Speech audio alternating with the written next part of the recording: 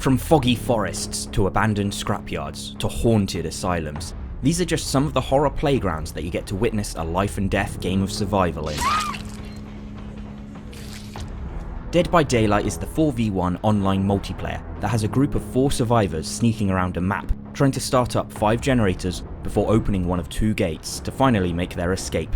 Meanwhile, one slasher villain chosen from a whole roster of sinister and creepy killers tries to hunt the other players down using tricks and special abilities in an attempt to put an end to their efforts. The game has this dark, spooky, almost cartoony look about it, kinda like its tone as a carnival ghost house. I love the use of first person for the killer as opposed to the third person view for the survivor. This contrast is key to the gameplay as survivors have a wide view so they can see all around them at once, which is useful when they're doing something that forces them to remain in one position, such as repairing one of the generators.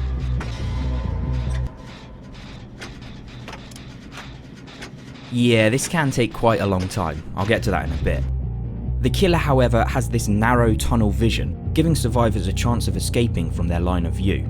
You may be able to see them, but they may not be able to see you. Sound plays a key role here, with the music kept to a minimum, unless of course there's a chase.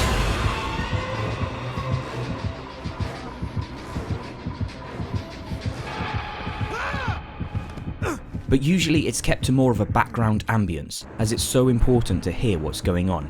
For the survivors, they need to listen to their heartbeat that increases in volume the closer the killer gets. And for the killer, they need to listen out for the bangs of people missing a skill test, as well as screams and any other noises that may give away a survivor's location.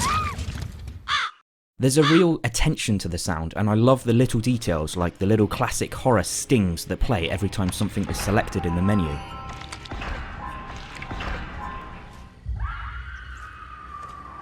A survivor's experience is a blend of patiently sneaking around trying to remain undetected, as opposed to the mad frantic dashes made in an effort to escape, which is not an easy thing to do. The killers are appropriately powerful, using their abilities to almost toy with the survivors, picking them off like ants. They can move faster than them, so once they're in their sights, it's more than likely they'll get the job done. To escape the killers, you need a combination of tactics, teamwork, and of course, luck.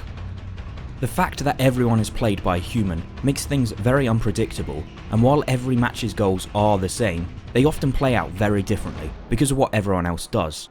Some players choose to help one another, some players the lone wolf, which is perfectly possible as the objectives are always simple, so communication isn't needed between one another as to who's doing what. However, together players can heal one another and tasks are sped up, but there is more risk of making a noise.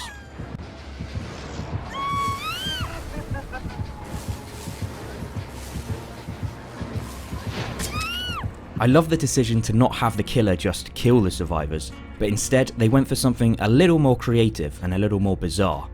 The aim here is to sacrifice people to an entity in the sky. They're placed on a hook, a giant spider-like creature slowly forms around them, giving the other players a chance to unhook them, otherwise they're impaled and then taken off into space. Although it is a little annoying watching your character just hanging there when clearly no one's willing to come in and help them out. They can try and unhook themselves, but this just speeds up the forming of the spider, and with only a 4% chance of escape, it's more of a last resort rather than something that should be tried every time. Everything in the game seems to take a painfully long time to do, which at times may make it feel like not a lot is going on. But really, this is necessary to make the whole experience more balanced. If a generator could be repaired in less time, then the killer wouldn't get as much opportunity to hunt anyone down. Besides, it's not like they're just holding a button down when repairing something. They've always still got to be looking around trying to gauge where the killer is, and of course focusing on those all important skill tests. Because if even one of those is failed, then it's very possible that they'll be the next target. The killers are all wonderful characters, and released over time as DLC, licensed villains started to pop up like Freddy Krueger, Leatherface, Amanda from the Saw franchise, and all of these play very differently, and I loved getting to learn how each of them worked. In fact, I recommend playing as the killer first before trying to be a survivor, so you at least know what you're eventually going to be up against. At first, things can be a little daunting, but there are plenty of manuals and tutorials to help you get familiar with all of the game's rules and mechanics.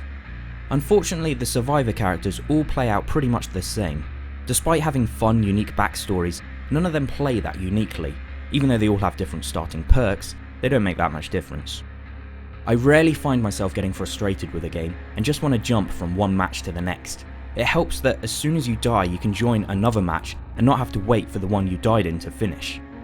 Even though the same tasks have to be done over and over again, every now and then something surprising will happen, something unique to create a memorable match. Sometimes they make it, sometimes it's oh so close.